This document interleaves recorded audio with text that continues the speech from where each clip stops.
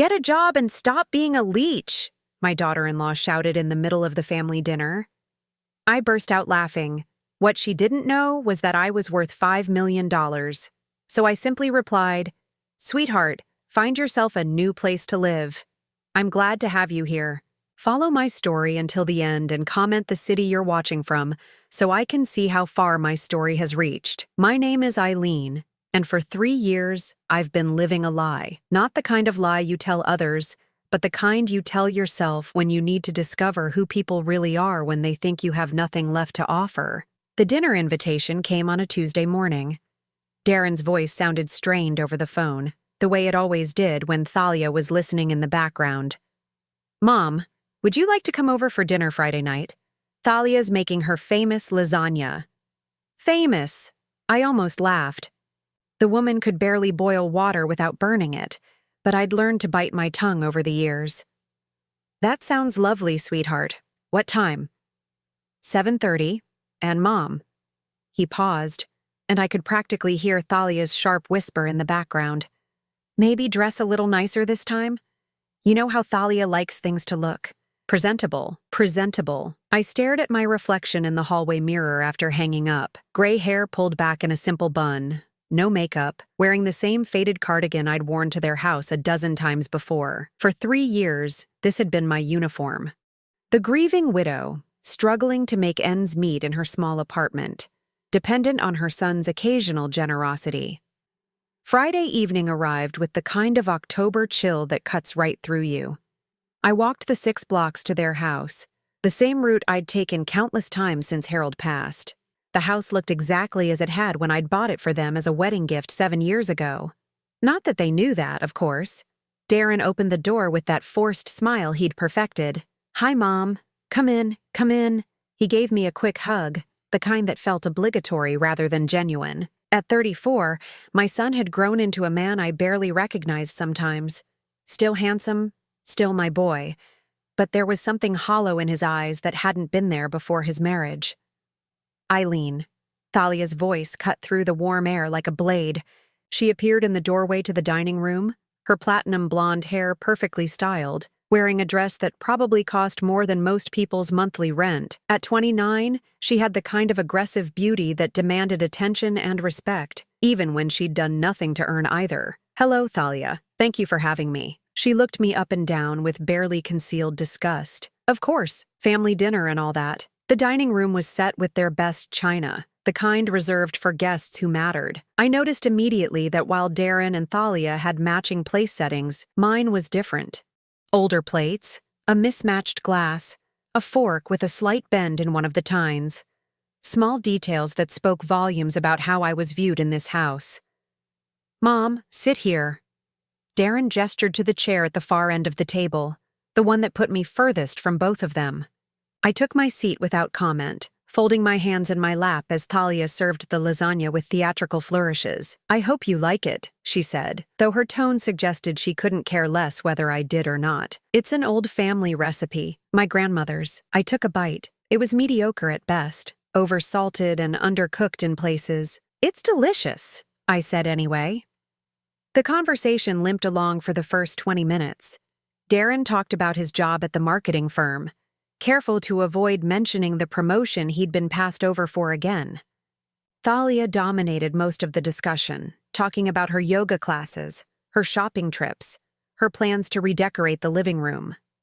"We're thinking of getting new furniture," she announced, cutting her lasagna into precise little squares. "Something more modern. The stuff we have now is so outdated." I remembered picking out that furniture with them when they'd first moved in. Thalia had loved it then, gushed about how perfect it was, but that was before she'd decided that everything in her life, including her husband's mother, needed an upgrade. "That sounds expensive," I said mildly. Thalia's eyes flashed. "Well, some people prioritize making their homes beautiful. Some people understand that you have to invest in quality." The barb was clear. I was neither beautiful nor quality, and certainly not worth investing in. I took another bite of the terrible lasagna and said nothing. "Actually, Mom," Darren began, and I could hear the reluctance in his voice. "We wanted to talk to you about something." I set down my fork and waited, Thalia leaned forward, her expression shifting into what she probably thought was concern. Eileen, we've been worried about you, living alone in that tiny apartment, struggling to make ends meet. It's been 3 years since Harold passed, and you're still not getting back on your feet. I'm managing fine, I said quietly. Are you, though? Thalia's voice took on that patronizing tone she used when she wanted to sound reasonable while delivering a blow. You can barely afford your rent. You shop at thrift stores. You don't even have a car anymore. All true, from their perspective. What they didn't know was that every choice had been deliberate. The small apartment was paid in cash. The thrift store clothes were a costume. The lack of a car was because I preferred to walk, not because I couldn't afford one. I get by, I said. Getting by isn't living, Mom, Darren said. And for a moment, I heard genuine concern in his voice. It gave me hope that somewhere underneath Thalia's influence, my real son still existed. But then Thalia took over again. The thing is, Eileen, we can't keep helping you forever. Darren works hard for his money, and we have our own future to think about. We want to start a family soon, and we need to be practical. I looked at my son, waiting for him to contradict her, to remind her that their help consisted of occasional dinners and birthday cards. He said nothing. Thalia continued, emboldened by his silence. What we're trying to say is, maybe it's time you thought about getting a job. You're only 64. Lots of people your age work. Walmart is always hiring greeters. The suggestion hung in the air like smoke. Walmart greeter. After running a successful business for 20 years alongside Harold, after building the fortune that could buy and sell their entire neighborhood, she wanted me to stand at Walmart saying hello to strangers for minimum wage. A job, I repeated slowly. Yes. Thalia's eyes lit up like she'd just solved world hunger. Something to give you purpose, you know? Independence. Self-respect. Self-respect. The irony was so thick I could taste it. I've been thinking about your situation a lot lately, Thalia went on, clearly pleased with herself. And I realized what the problem is. You've gotten too comfortable being dependent on others. On Darren. It's not healthy for any of us. I felt something cold settle in my chest. Not anger exactly. Something calmer and far more dangerous. Is that what you think I am? I asked. Dependent? Well, Thalia glanced at Darren, seeking backup. I mean, let's be honest here. You rely on us for everything. Every time there's a bill you can't pay, every time something breaks in your apartment, who do you call? The answer was no one. I hadn't asked them for a dime since Harold's funeral. But apparently, in Thalia's mind, my very existence was a burden. I see, I said softly. Don't take it personally, Thalia continued, warming to her theme. It's just that Darren and I are trying to build something here. We're young, we're ambitious, and we can't be constantly worried about supporting someone who won't even try to support herself. Won't even try. The words echoed in my mind as I looked at this woman who'd never worked a day in her life, who spent her husband's paycheck on designer handbags and spa treatments, who lived in a house she didn't know I owned while lecturing me about self-sufficiency. Thalia, I said, my voice barely above a whisper. Yes? I looked directly into her eyes, and for the first time in 3 years, I let her see something real, something that made her lean back slightly in her chair. You have no idea what's coming for you. The silence that followed was deafening. Darren shifted uncomfortably in his seat. Thalia's mouth opened and closed like a fish gasping for air. Excuse me? She finally managed. I stood up slowly, my movements deliberate and controlled. Thank you for dinner. The lasagna was exactly what I expected. I walked to the front door, my footsteps echoing in the sudden quiet. Behind me, I could hear Thalia's sharp whisper. Did she just threaten me? At the door, I turned back. Both of them were staring at me from the dining room doorway. Darren looked confused. Thalia looked rattled. Oh, and Thalia, I said, my hand on the doorknob. About that job advice? What about it? I smiled. It wasn't a warm smile. You might want to start updating your own resume. 3 days passed before Darren called. I'd been expecting it, of course. Thalia wouldn't have let him rest until he'd gotten some answers about my bizarre behavior at dinner. I was in my small apartment, sitting by the window with my morning coffee, when the phone rang. Mom? His voice was cautious, like he was speaking to someone who might be unstable. "Can we talk?" "Of course, sweetheart. Would you like to come over?" There was a pause. In 3 years, Darren had never once visited my apartment. He'd offered to help me move in, but I'd declined. He'd suggested stopping by for coffee, but there was always some excuse from Thalia about why that wouldn't work. Now, faced with the possibility of actually seeing how his mother lived, he sounded uncertain. Yes. Okay. I'll be there in an hour." I spent the next 60 minutes preparing for the most important conversation I'd had with my son in years. I made his favorite coffee, the expensive kind I kept hidden in the back of my cupboard. I put away the financial documents I'd been reviewing. I changed from my usual thrift store cardigan into something slightly nicer, though still carefully modest. When he arrived, Darren looked around the small apartment with barely concealed pity. 1 bedroom, a tiny kitchen, furniture that looked like it had come from yard sales, which technically some of it had. The rest I'd bought specifically to create this impression. "Mom, this place is—" He struggled for words. "Small?" I suggested. I was going to say depressing. I poured him coffee in one of my good cups, another little luxury I kept hidden from view most of the time. He took a sip and looked surprised. "This is really good coffee. I splurge occasionally." We sat across from each other at my small kitchen table. For a moment, neither of us spoke. Then Darren cleared his throat. "About Friday night." "Yes? Thalia's really upset. She thinks you threatened her." I met his eyes steadily. "What do you think?" He shifted in his chair. I think something's going on with you that I don't understand. You've been different lately. Distant. And then Friday, the way you looked at Thalia, the things you said. The things I said were true. What does that mean, Mom? You told her she has no idea what's coming for her. That sounds like a threat." I took a sip of my coffee, considering my words carefully. The time for complete honesty hadn't arrived yet, but I could offer him a glimpse behind the curtain. "Darren, do you remember what your father used to say about people who mistake kindness for weakness?"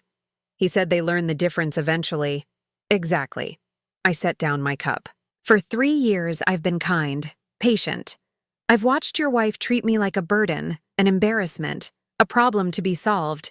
I've listened to her suggestions about how I should live my life, what I should do with my time, how I should dress, what I should eat." Darren looked uncomfortable. "She's just trying to help. Is she? Or is she trying to make me disappear in the most socially acceptable way possible? Mom, that's not— Let me ask you something." I leaned forward.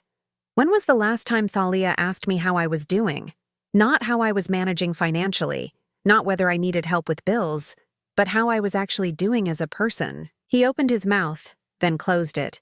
When was the last time she asked about my interests, my hobbies, my friends? When was the last time she treated me like a human being instead of an inconvenience? Darren stared into his coffee cup.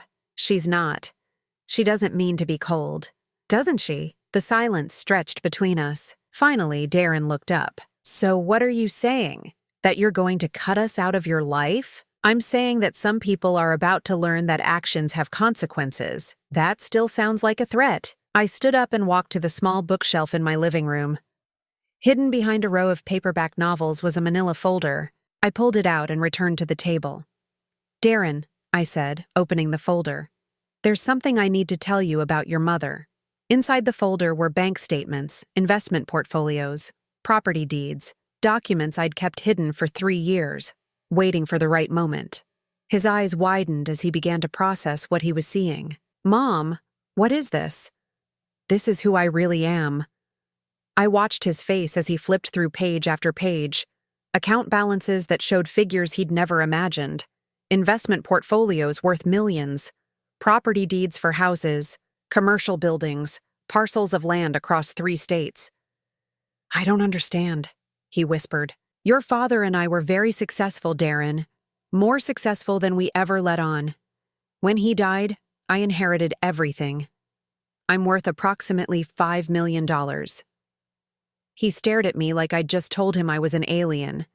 But you live here, in this apartment. You shop at thrift stores. You don't even have a car. By choice. Why?" I closed the folder and looked at my son, this man I'd raised and loved, and watched slowly disappear under his wife's influence. Because I needed to know who would love me when they thought I had nothing. The words hit him like a physical blow.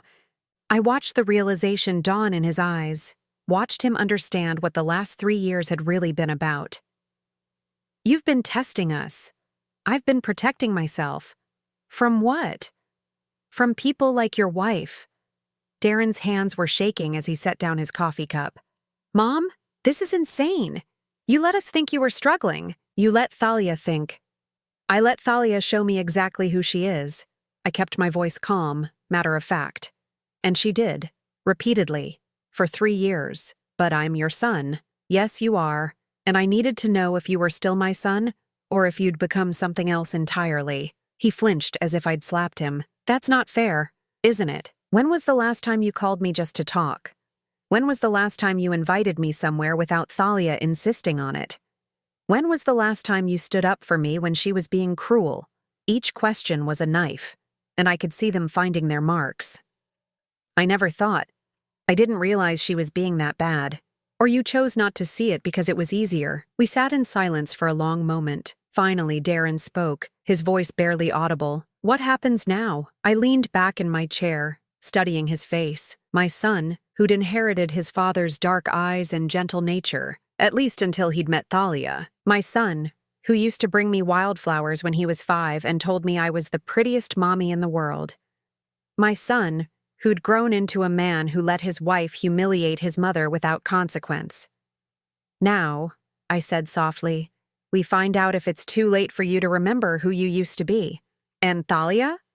I smiled, and I knew it wasn't a kind expression. Thalia is about to discover that some people aren't as helpless as they appear. Mom, what are you planning? Justice, I said simply. Long overdue justice. Darren stood up abruptly, pacing to the window. This is crazy! You can't just, punish her for 3 years of marriage problems?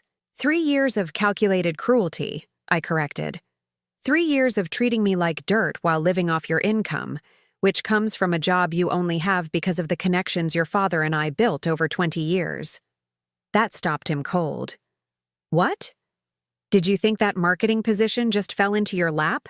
Your father called in favors to get you that interview. We've been pulling strings behind the scenes your entire adult life. His face went pale. How much of my life has been a lie? None of it was a lie, sweetheart, but some of it was. Protected. I stood and walked to him, placing a gentle hand on his arm. I love you, Darren. I've loved you since before you were born. But love doesn't mean accepting abuse, not even from family. He turned to face me, and for a moment, I saw the little boy he used to be. What do I do? That's up to you. But I want you to think about something. What? In 3 years of marriage, has Thalia ever once encouraged you to spend time with me? Has she ever suggested that maybe, just maybe, I might have value beyond what I could provide financially? He opened his mouth to answer, then closed it. That's what I thought. I squeezed his arm gently. Some storms are coming, sweetheart. When they hit, you'll have to decide which side of them you want to be on. Is that a threat? It's a promise, I said.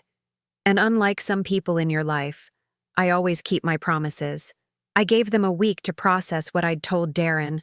A week for him to go home, look at his wife with new eyes, and decide what kind of man he wanted to be. A week for Thalia to wonder what exactly I'd meant by my parting words at their dinner table. The call came on a Wednesday morning. Thalia's voice, sharp and demanding, cut through the peaceful quiet of my apartment. Eileen, we need to talk, right now. Good morning to you too, Thalia.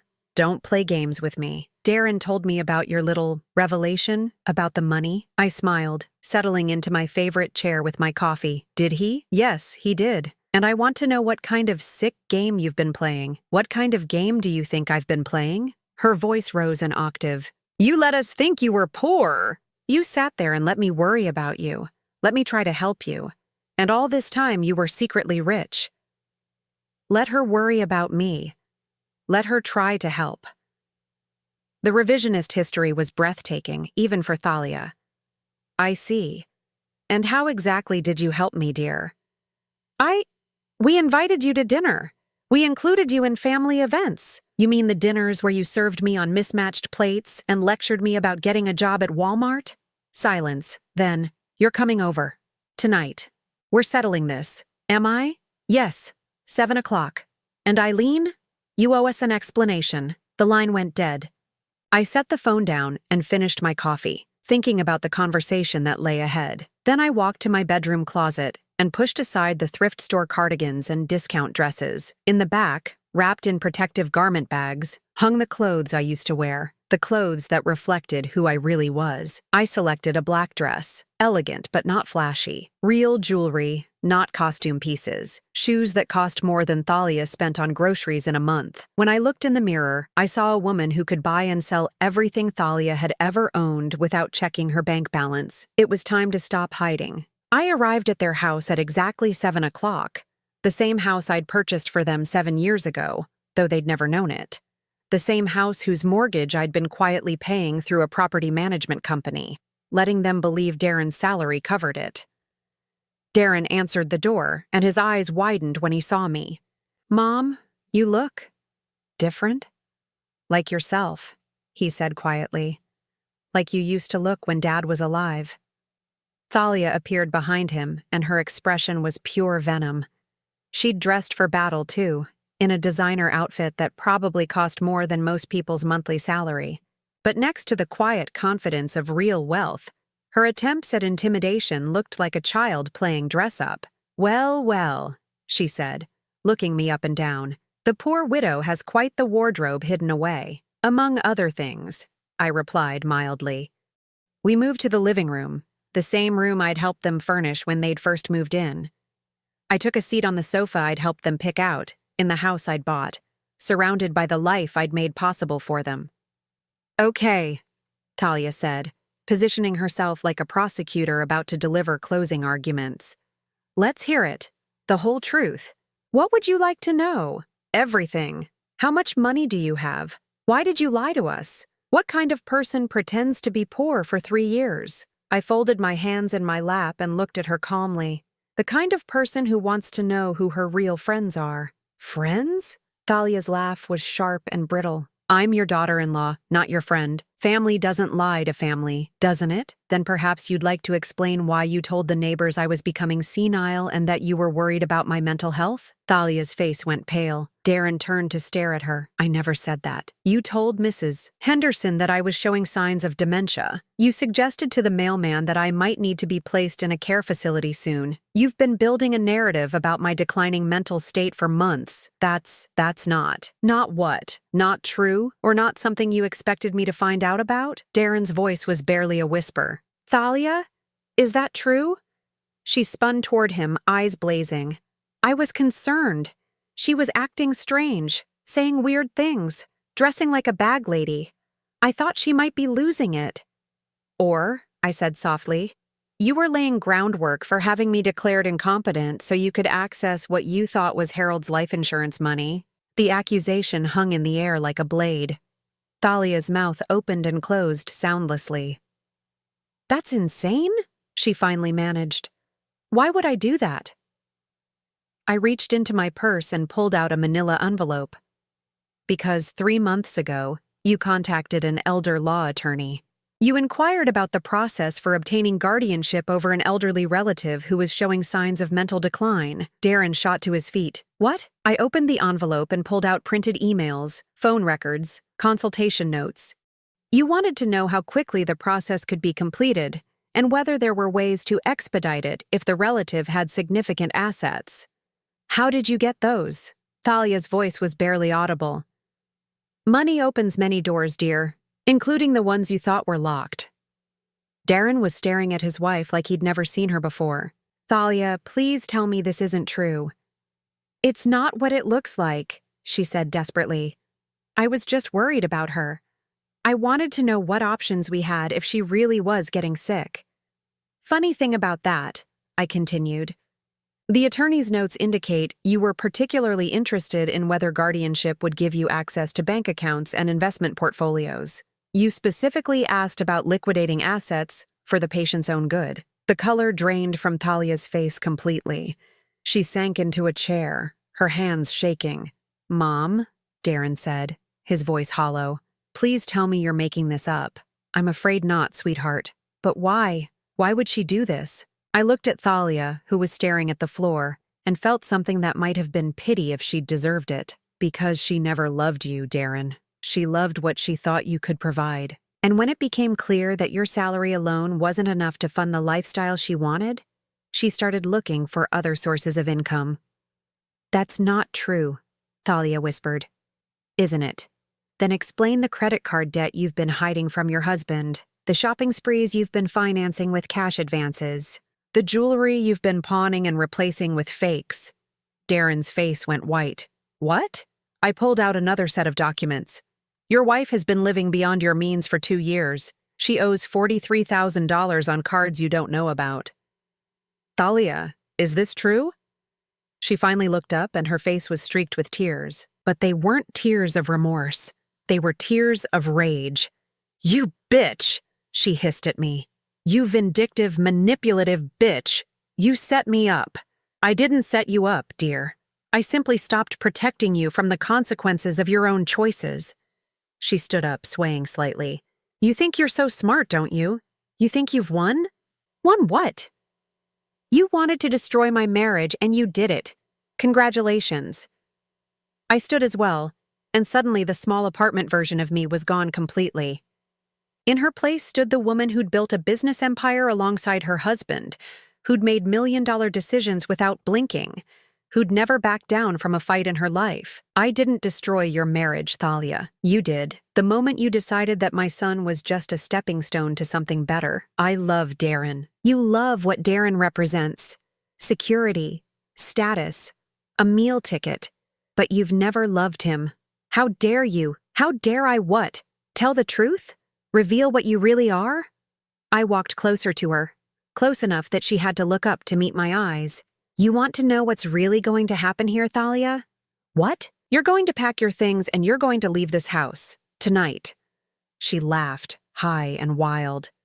You can't make me leave my own home. Actually, I can. I pulled out one more document from my purse, the deed to the house, with my name clearly visible as the owner.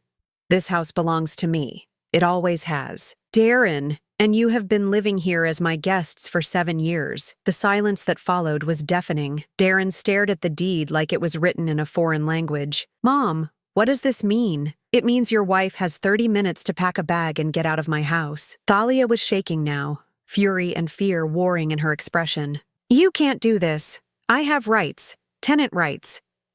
You're not a tenant. You're a guest who's overstayed her welcome. I folded the deed and put it away. 30 minutes, Thalia. After that, I call the police and have you removed for trespassing. Darren! She turned to him desperately. Say something. This is our home. But Darren was still staring at the spot where the deed had been, processing the full scope of what he'd just learned. Darren! She screamed. He looked up at her, and his expression was that of a man seeing clearly for the first time in years. Get out, he said quietly. What? Get out of my mother's house. Thalia's face crumpled, but I felt no satisfaction in her tears. Only tired relief that the charade was finally over. This isn't over, she said, looking at me with pure hatred. You think you've won, but this isn't over. I smiled, and I made sure she could see exactly how little her threats meant to me. Oh, but it is, dear. This is just the beginning of what happens to people who mistake my kindness for weakness. She ran from the room, her footsteps pounding up the stairs. I could hear her throwing things around, slamming drawers, sobbing with rage. Darren and I stood in the living room, surrounded by the wreckage of his marriage and the echoes of 3 years of lies finally exposed to the light. Mom, he said finally. Yes? I'm sorry. I know you are, sweetheart. What happens now? I walked to the window and looked out at the quiet street, thinking about second chances and the price of forgiveness. Now we find out if it's possible to rebuild what we lost. The calls started the next morning. First, my sister-in-law, Margaret, Harold's brother's wife, her voice tight with disapproval. Eileen, what in God's name has gotten into you? Thalia called me crying last night. She says you threw her out of her own home. I was sitting in my small apartment, still maintaining the charade for now, sipping coffee from my chipped mug while listening to Margaret's outrage. Did she mention why? I asked mildly. She said you've been lying about money, pretending to be poor when you're actually wealthy. Eileen, that's disturbed behavior. Is it? Yes. And now you've kicked a young woman out of her home because of some family squabble. Harold would be ashamed. Harold would be ashamed. The words stung because once upon a time, Margaret's opinion had mattered to me. She'd been like a sister during the early years of my marriage, before Thalia had poisoned that well too. Margaret, did Thalia happen to mention the attorney she consulted about having me declared incompetent? Silence. Or the $43,000 in secret debt she's accumulated? What are you talking about? Ask her. When you're done feeling sorry for her, ask her about the real reason she wanted access to my finances. I hung up before she could respond. The phone rang again immediately. Harold's sister, Patricia, with the same outrage, the same accusations, the same willful blindness to what Thalia really was. By noon, I'd received calls from 6 relatives, all parroting the same narrative. Poor Thalia, innocent victim of a vindictive mother-in-law who'd lost her mind with grief. I listened to each one, made mental notes about who had called, and said very little in my own defense. Let them show themselves. Let them reveal how quickly they'd turn on family when presented with a sob story from a manipulative stranger. The most disturbing call came from my nephew David, Margaret's son, whom I'd helped put through college just 5 years earlier. Aunt Eileen, he said, his voice careful and professional, I've been talking to some people about your situation. My situation? Your behavior lately.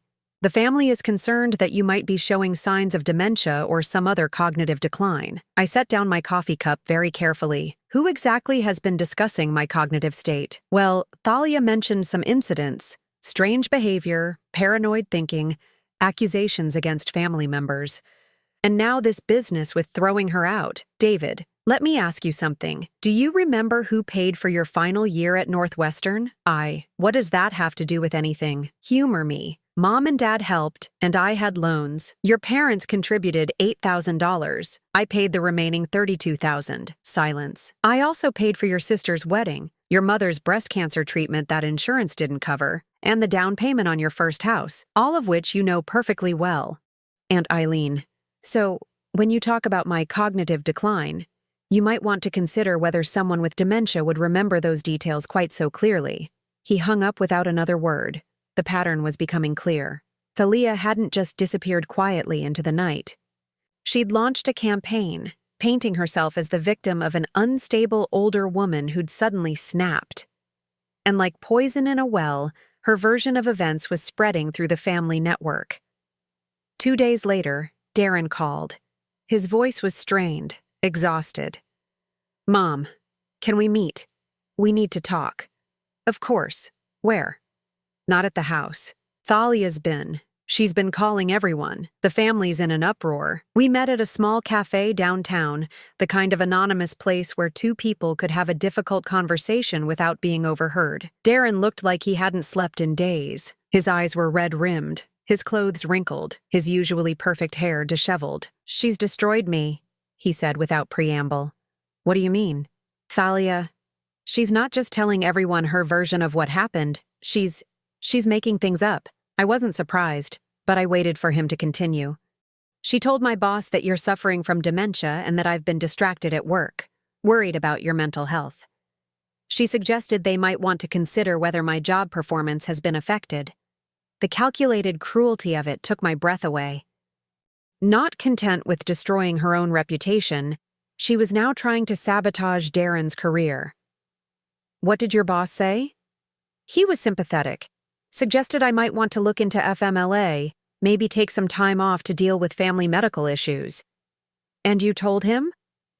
What could I tell him?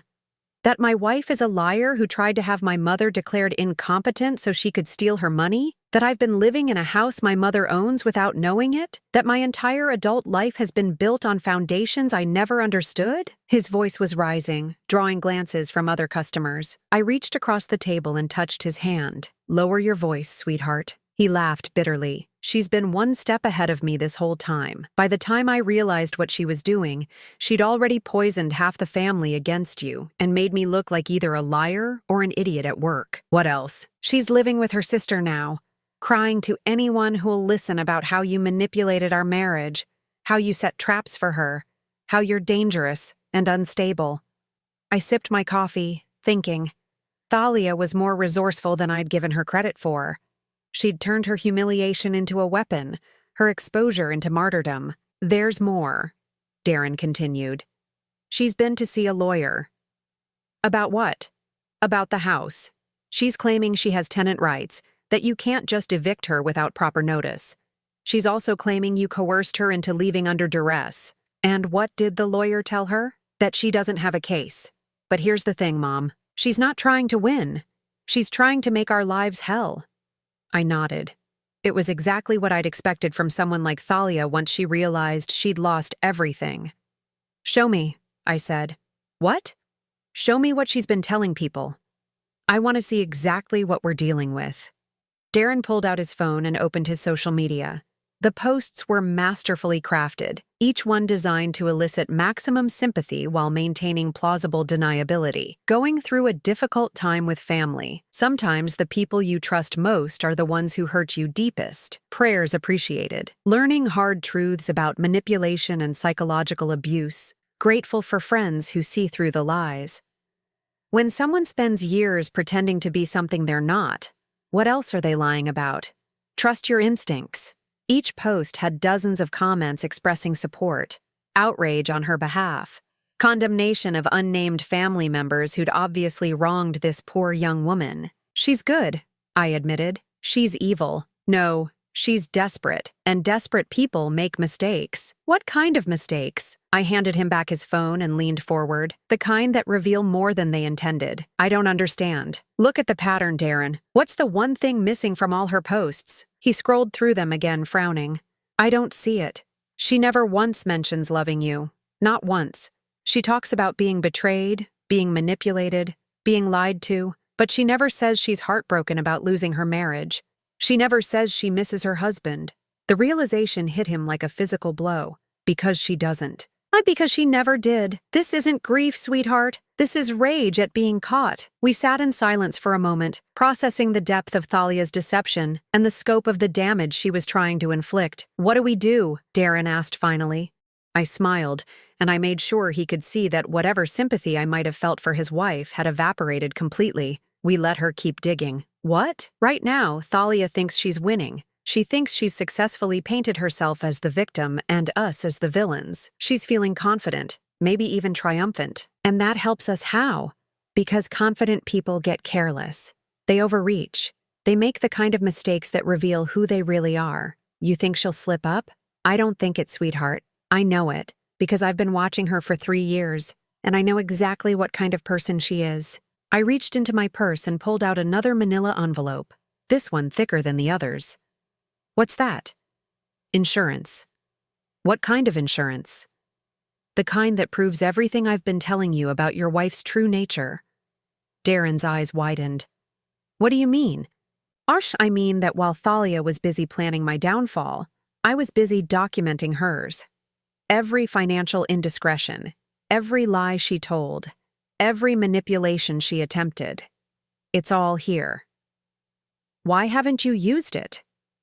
Because I wanted to give her enough rope to hang herself. And judging by her behavior over the last few days, I'd say she's about to tie the noose. Mom, what are you planning? I stood up, gathering my things with the careful precision of someone who'd been planning this moment for a very long time. Justice, sweetheart. Pure, simple justice. And what does that look like? I looked at my son, this man I'd raised and loved and watched nearly lose himself to a woman who'd never deserved him. It looks like the truth. All of it. Every ugly, manipulative, calculating piece of it. When? Soon, I said. Very soon. Because if there's one thing I've learned about people like Thalia, it's that they can't resist trying to land one final blow. And when she does, we'll be ready. I didn't have to wait long for Thalia to make her fatal mistake. It came exactly 1 week after our conversation at the cafe, in the form of a phone call that would expose everything she really was. The call came to my apartment at 2:30 in the afternoon. I was reviewing some investment portfolios when the phone rang, the caller ID showing a number I didn't recognize. Mrs. Holloway, this is Detective Sarah Martinez with the Sacramento Police Department. My blood went cold. Yes? Ma'am, I need to ask you some questions about a report that's been filed against you. Allegations of elder abuse and financial exploitation. I set down my papers very carefully. I'm sorry, what? A young woman named Thalia Holloway has filed a complaint alleging that you've been the victim of financial abuse by family members, and that those same family members are now retaliating against her for trying to help you.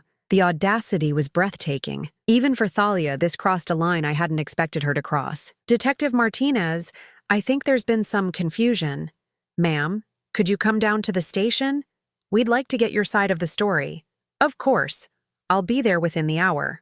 I hung up and immediately called my attorney, Jonathan Reeves, a man who'd been handling my legal affairs since Harold's death. Jonathan, I need you to meet me at the Sacramento Police Department immediately. What's happened? My former daughter-in-law has accused my son and me of elder abuse and financial exploitation. There was a pause. That's a serious charge, Eileen. Yes, it is, and completely fabricated. I'll be there in 30 minutes. I changed into one of my better outfits, gathered every document I thought I might need, and drove to the police station in the BMW I kept garaged across town. It was time to stop hiding who I really was. Detective Martinez was a woman in her 40s with kind eyes and a no-nonsense demeanor. She looked surprised when I walked into the interview room with Jonathan, both of us dressed like the successful professionals we were. Mrs. Holloway, I have to say, you're not quite what I expected based on the report we received. What exactly did the report say? She consulted her notes. According to Ms. Thalia Holloway, you're a vulnerable elderly woman who's been systematically financially abused by your son and his wife. She claims they've been stealing from you, controlling your access to money, and forcing you to live in substandard conditions. I looked at Jonathan, who nodded slightly. She also claims that when she tried to intervene on your behalf, your son became violent and threatening, and that you've been turned against her through manipulation and possibly psychological abuse. I see. And what evidence did she provide to support these claims? She provided photos of your apartment, which she says demonstrate the poor conditions you're forced to live in. She also provided what she claims are financial documents showing discrepancies in your accounts. Detective Martinez pulled out a folder and showed me printed photographs of my small apartment. Pictures taken through windows, showing the modest furniture, the small kitchen, the carefully maintained appearance of poverty I'd been cultivating. She also provided these, the detective continued, pulling out photocopied bank statements that showed my checking account, the one I used for daily expenses. The balance was consistently low, rarely more than a few $100s. Detective, I said calmly, may I ask when these photos were taken? She says within the last month. And she obtained them how? She says she was concerned about your welfare and wanted to document your living conditions. So she was stalking me. Detective Martinez looked uncomfortable. She characterized it as conducting welfare checks. Jonathan leaned forward. Detective, has anyone bothered to verify any of Ms. Thalia Holloway's claims? We're in the process of investigating. Good, I said, reaching into my purse, because I have some documents that might interest you. I placed my real bank statements on the table, the ones showing my actual financial position. Detective Martinez's eyes widened as she processed the numbers. Mrs. Holloway, these show assets of approximately $5 million, yes. But the statements Ms. Thalia provided show one account, my household expense account. I maintain multiple accounts for different purposes. Jonathan pulled out additional documents. Detective, my client is a wealthy widow who chose to live modestly for personal reasons. She's never been financially abused, and she's certainly never been controlled by her son. Then why would Ms. Thalia make these accusations? I smiled grimly. Because she's the one who attempted financial exploitation, and when she was caught, she decided to try one last desperate gambit. I pulled out the envelope I'd shown Darren at the cafe, the one containing evidence of Thalia's real activities. These documents show that Ms. Thalia Holloway contacted an elder law attorney about obtaining guardianship over me. She specifically inquired about gaining access to what she believed were substantial assets. Detective Martinez studied the documents, her expression growing more serious.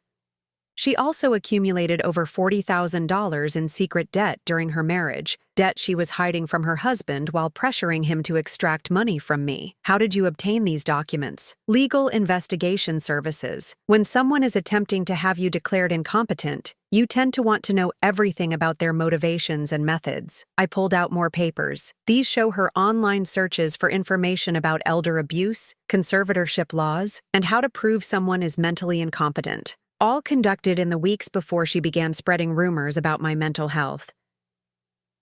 The detective was quiet for a long moment, reviewing everything I'd provided.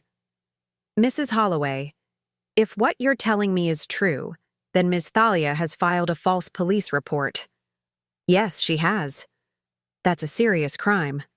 Yes, it is. Detective Martinez looked at Jonathan. What does your client want to do about this? We want Ms. Thalia prosecuted to the full extent of the law, he said without hesitation. And, I added, we want a restraining order preventing her from contacting me, my son, or any member of our family. The detective nodded slowly. I'll need to discuss this with the district attorney's office, but based on what you've shown me, it appears Ms. Thalia Holloway has committed several crimes. What happens now? I asked. Now we arrest her. 2 hours later, I was sitting in my real apartment, the luxury penthouse I'd called home for the past 3 years, when Darren called. Mom, the police just called me.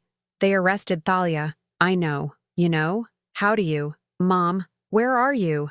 I went by your apartment, and it's empty. I looked around my real home, the one with floor-to-ceiling windows overlooking the city, the one filled with the antiques and artwork Harold and I had collected over 20 years of marriage. I'm at home, sweetheart.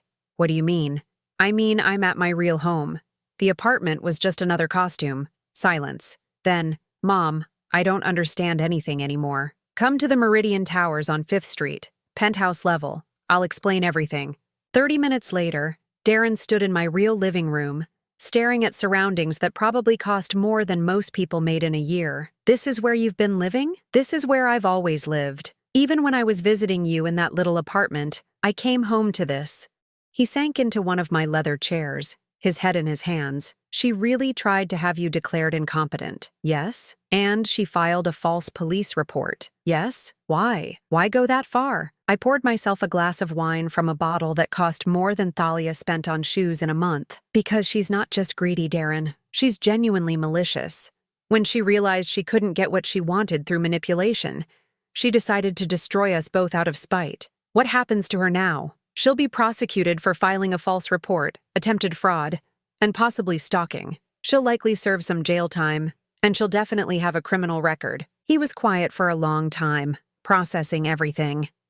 I feel like I don't know anything about my own life, he said finally. You know the important things. You know I love you. You know you're a good man who got caught up with a bad woman. You know you have a second chance to build something real. Do I? Do we? I looked at my son, this man I'd raised and protected, and almost lost to someone who'd never deserved him. That depends. On what? On whether you can forgive yourself for not seeing who she really was, and whether you can forgive me for the test I put you through. You were protecting yourself. I was, but I was also testing you, and that's not fair. A mother shouldn't have to test her child's love. Darren looked up at me, and for the first time in years, I saw the boy he used to be before Thalia had gotten her claws into him. Can we start over? I'd like that very much. No more tests, no more games, no more lies, no more tests, I agreed. But, sweetheart? Yeah? If you ever bring home another woman like Thalia, I'm moving to Europe and not leaving a forwarding address. For the first time in months, my son laughed. Really laughed. Deal, he said. Definitely deal. 6 months later, I was sitting on my terrace watching the sunset paint the city in shades of gold and amber when Darren called with news I'd been expecting. The divorce is final, he said, his voice lighter than it had been in years. How do you feel? Free. Terrified, but free. I smiled, understanding exactly what he meant. Freedom after prolonged captivity was always a mixture of relief and uncertainty. And Thalia, sentenced to 6 months in county jail, 3 years probation, and she has to pay restitution for the legal costs her false report generated. Good. She also has a restraining order that prevents her from contacting either of us for 2 years. Even better. There was a pause. Then Darren asked the question I'd been waiting for. Mom, can I ask you something? Of course. When did you know? When did you know she was going to try something like this? I sipped my wine, thinking back to the moment I'd first realized what Thalia truly was. The 2nd week after your father's funeral, she came to visit me, supposedly to check on how I was doing. I remember that. She spent 5 minutes asking about my grief and 45 minutes asking about Harold's life insurance, his investments, what kind of inheritance I'd be leaving you someday. She was grieving too. Dad had been like a father to her. No, sweetheart. She was calculating. There's a difference. I could hear him processing this, probably remembering that visit with new understanding. That's when I decided to test her, to see if my suspicions were correct. And they were. Unfortunately, yes. But Darren, I want you to understand something. I didn't do all this just to prove Thalia was terrible. I did it to save you. Save me from what? From a life with someone who would have destroyed you piece by piece. She wouldn't have stopped with trying to control your mother. Eventually, she would have controlled every aspect of your life. The silence stretched between us, comfortable now in a way it hadn't been for years. I have something to tell you too, he said finally. What's that?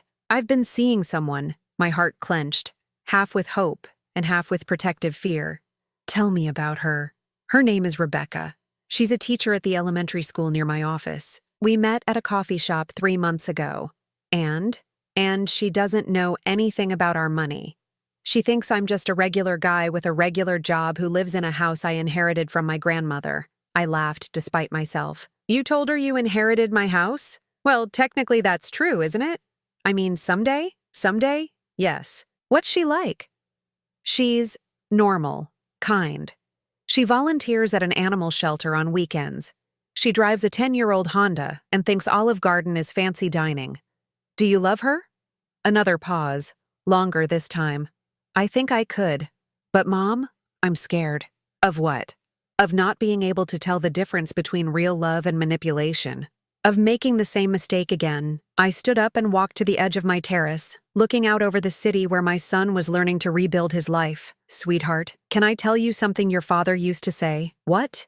He used to say that the difference between love and manipulation is that love makes you feel like the best version of yourself, while manipulation makes you feel like you're never good enough.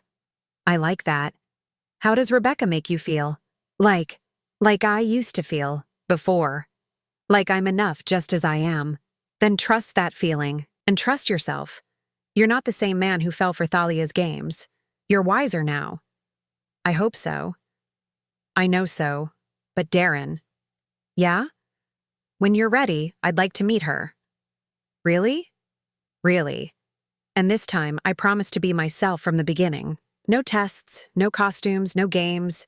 She might be intimidated by all this. I could hear him gesturing at what I assumed was his memory of my penthouse. Then we'll meet somewhere neutral, somewhere that puts her at ease. You'd do that? Sweetheart, I've spent 3 years pretending to be someone I'm not. I'm tired of pretending. If Rebecca is someone who might become important to you, then she's someone I want to know. What if she doesn't like you? Then she's not the right woman for you. And what if you don't like her? I smiled, remembering my promise about moving to Europe.